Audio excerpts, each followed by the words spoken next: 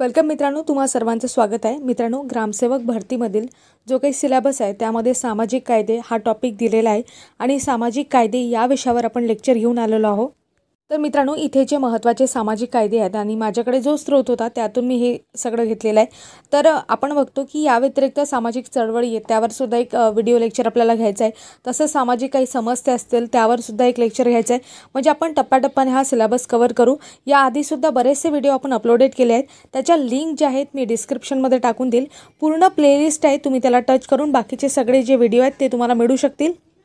तसेच मित्रांनो, या व्यतिरिक्त आपण समाज सुधारकांवर एक स्पेशल प्लेलिस्ट सुरू केलेली आहे। त्यामध्ये महिला समाज सुधारक आपण पूर्ण कव्हर केलेला आहे एका व्हिडिओमध्ये आणि त्यांच्याशी रिलेटेड संस्था आपण समोर घेणार आहोत।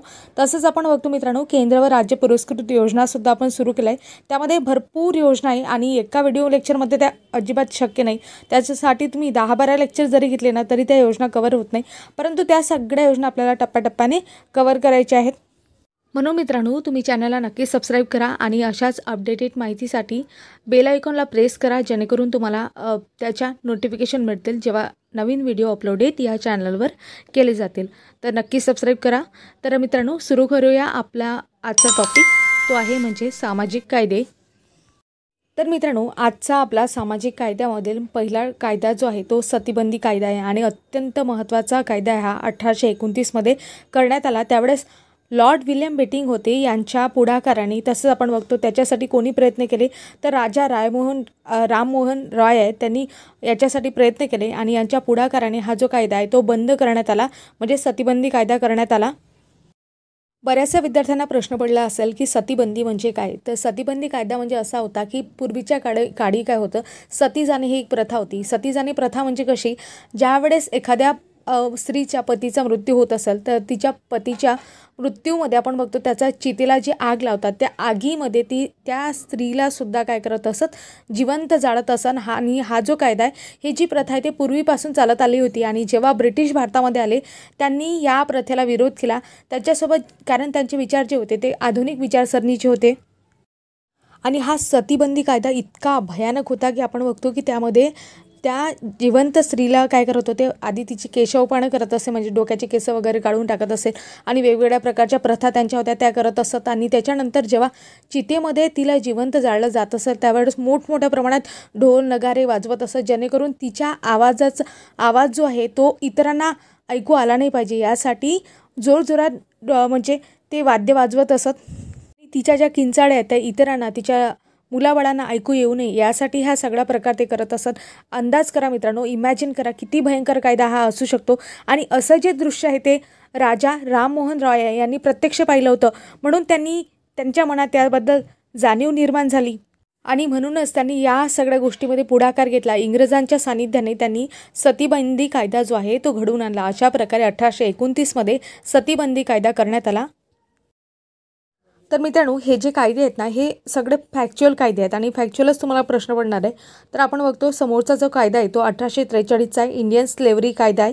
त्याच्यानंतर 1850चा आहे तो कास्ट डिसेबिलिटी रिमूव्हल कायदा आहे। नंतर 1856चा विधवा पुनर्विवाह कायदा आहे। यामध्ये मित्रांनो 1829चा सतीबंदी कायदा महत्त्वाचा, अतिशय महत्त्वाचा, कारण यावर प्रश्न पडलेले आहे। 1856चा विधवा पुनर्विवाह कायदा यावर सुद्धा प्रश्न पडलेले आहेत, म्हणून महत्त्वाचा आहे। नंतर आपण बघतो की 1870चा स्त्री भ्रूण हत्या प्रतिबंधक कायदा हा सुद्धा महत्त्वाचा कायदा आहे। आणि आपण बघतो मित्रांनो, या कायद्यामध्ये सुद्धा बरेचसे संशोधन झालेले आहेत। नंतर 1872चा स्पेशल मॅरेज कायदा आहे, हा सुद्धा महत्त्वाचा कायदा आहे। तर मित्रांनो, समोरचा कायदा 1929चा, आपण 1829ला सतीबंदी कायदा बघितला आणि 1929चा आहे। डेट कडे लक्षात ठेवा, म्हणजे डेट चुकू शकते, 1829च्या ठिकाणी 1929 असं देऊ शकतात, म्हणून लक्षात ठेवा। 1929चा बाल विवाह विरोधी कायदा आहे। त्याच्यानंतर आपण 1955चा अस्पृश्यता निर्मूलन कायदा, आपण त्याला असं म्हणतो, म्हणजेच अनटचेबिलिटी कायदा असं म्हणतो आणि हा कायदा महत्त्वाचा आहे। यामध्ये आपण बघतो 1976 मध्ये त्याचं नाव बदलून प्रोटेक्शन ऑफ सिव्हिल राईट्स असं करण्यात आलेलं आहे। तसंच आपण बघतो मित्रांनो 1956चा कायदा आहे। मित्रांनो, इथे 1956 1856 यामध्ये कन्फ्यूज होऊ नका। 1956चा कायदा आहे the separation of immoral traffic in women and girls कायदा आहे, त्याला आपण सीता असं सुद्धा म्हणतो। समोरचा कायदा आहे हुंडा प्रतिबंधक कायदा, कधी झालेला आहे 1961 मध्ये। नंतर आपण बघतो हा महत्त्वाचा कायदा मित्रांनो, लक्षात ठेवा, हुंडा प्रतिबंधक कायदा 1961। नंतर आपण बघतो 1971चा मेडिकल टर्मिनेशन ऑफ प्रेग्नन्सी हा जो कायदा आहे हा सुद्धा महत्त्वाचा कायदा आहे. 1985चा कायदा आहे नार्कोटिक ड्रग्स अँड सायकोट्रॉपिक सबस्टन्सेस कायदा. 1986चा कायदा आहे चाइल्ड लेबर कायदा प्रोव्हिजन अँड रेग्युलेशन. नंतर आपण बघतो 1995चा पर्सन्स विथ डिसेबिलिटीज कायदा हा सुद्धा महत्त्वाचा कायदा आहे. तर मित्रांनो पुढचा जो कायदा आहे तो अतिशय महत्त्वाचा आहे आणि न्यायालयामध्ये आपण बघतो या कायद्यावर बरेचसे केसेस पेंडिंग असतात. Protection of women of domestic violence कायदा आणि भयंकर कायदा हा 2005चा कायदा आहे, महत्त्वाचा कायदा आहे. नंतर आपण बघतो 2012मध्ये पॉस्को कायदा आहे हा सुद्धा महत्त्वाचा कायदा आहे आणि 2019मध्ये यामध्ये सुधारणासुद्धा झालेली आहे. आणि 2019चा कायदा आहे ट्रान्सजेंडर पर्सन्स कायदा. आता मित्रांनो इथे काही महत्त्वाचे कायदे होते जे कायदे मी तुम्हाला म्हणजे इथे पुरवले. आपण बघतो IBPS ही एक्झाम घेणार आहे म्हणजेच आपण बघतो ग्रामसेवक भरतीसाठी त्यांनी जो सिलेबस दिला आहे त्यानुसार आपण जात आहोत. त्यानुसारच मी सामाजिक कायदे महत्त्वाचे कायदे इथे घेतलेले आहेत. परंतु याची कोणत्याही प्रकारची शाश्वती नाही की सिलेबसमध्ये दिलेल्या गोष्टीच त्या म्हणजे एक्झाममध्ये देतील. म्हणून मित्रांनो परंतु आपण सर्व सिलेबस कवर करू. कारण काय आहे मित्रांनो बाकीच्या एक्झाममध्ये IBPSने घेतलेला सिलेबस आहे तो जसा फॉलो केला आहे असं सांगता येत नाही. परंतु कुठे कुठे सोपीसुद्धा आलेले आहेत प्रश्न आणि कुठे कुठे कठीणसुद्धा आलेले आहेत. म्हणून एक विद्यार्थी म्हणून आपण हा सर्व सिलेबस पूर्ण करणे हे आपलं कर्तव्य आहे. म्हणून हा सिलेबस जो आहे तो आपण पूर्ण करू आणि बाकी एक्झाममध्ये ह्या गोष्टींव्यतिरिक्त काही आलं तर ते सर्वांनाच येणार आहे. म्हणून जास्त काळजी करण्याची गरज नाही.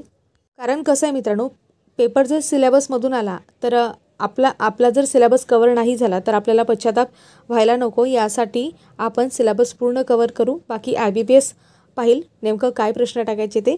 म्हणून जास्त विचार करण्याची गरज नाही. चला तर मित्रांनो भेटूया अशाच नवनवीन अपडेटेड माहितीसह. तोपर्यंत तुम्हा सर्वांचे मनापासून